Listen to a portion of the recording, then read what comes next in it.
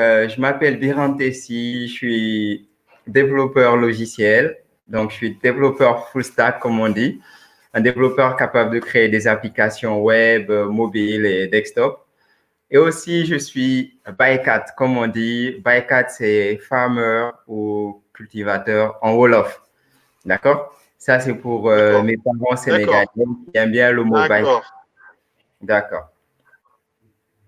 Donc, moi, j'ai fait des études à Dakar en informatique de gestion et en réseau et télécommunications. Après, je voulais me tourner vers une formation professionnelle qui me donne les clés du développeur que je deviendrai. Donc, avec tout ce qu'il faut en termes de bonne qualité de code et tout le reste. Et c'est à ce moment-là que j'ai rencontré euh, Douglas, j'ai rencontré le programme 10 000 codeurs au sein de Jocolabs et j'ai décidé d'y faire partie. Donc, j'étais D'accord. l'une des premières personnes à m'inscrire pour la première promotion du programme 10 Tout à 000 fait. codeurs. Et Absolument. après la formation, en cours, pas après la formation, pendant la formation, j'ai décroché mon premier job. Donc, je suis tout fier. Mon premier job chez Webby, Oui. où Super. j'étais développeur desktop, puis je suis passé en tant que développeur mobile. D'accord. Super. Ouais, c'était top, hein. Après Webby, j'ai eu à travailler pour d'autres entreprises comme Shop Me Away, où j'étais le lead développeur. J'ai eu à D'accord. développer des produits dans leur boîte et à recruter des gens pour qu'ils continuent le travail que j'ai commencé lorsque je suis D'accord. parti. Puis, j'ai eu à développer aussi des produits pour Dolima, la laiterie du berger. Super. Et pour cela, quand j'étais chez Next Version.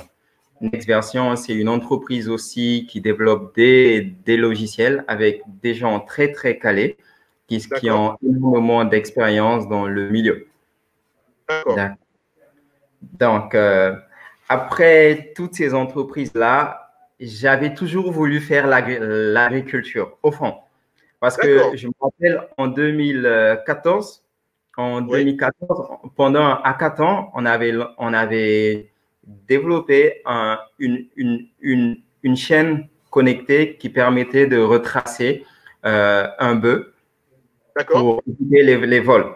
Mais c'est D'accord. juste qu'en étant à Dakar, on n'a pas forcément ces liens-là qui nous font aimer l'agriculture ou qui nous font repartir à ces bases-là dans l'agriculture. Parce qu'on on se dit forcément que l'agriculture, c'est le village, c'est pas bien, il Ah, n'y a pas d'argent et tout, et que tu n'es pas forcément dans de bonnes conditions. Comme Charlotte l'a rappelé tout à l'heure, la sensibilisation au niveau de l'agriculture n'est pas vraiment ça. Aujourd'hui, il y a pas beaucoup de travail aujourd'hui qui pousse les jeunes à s'intéresser à l'agriculture.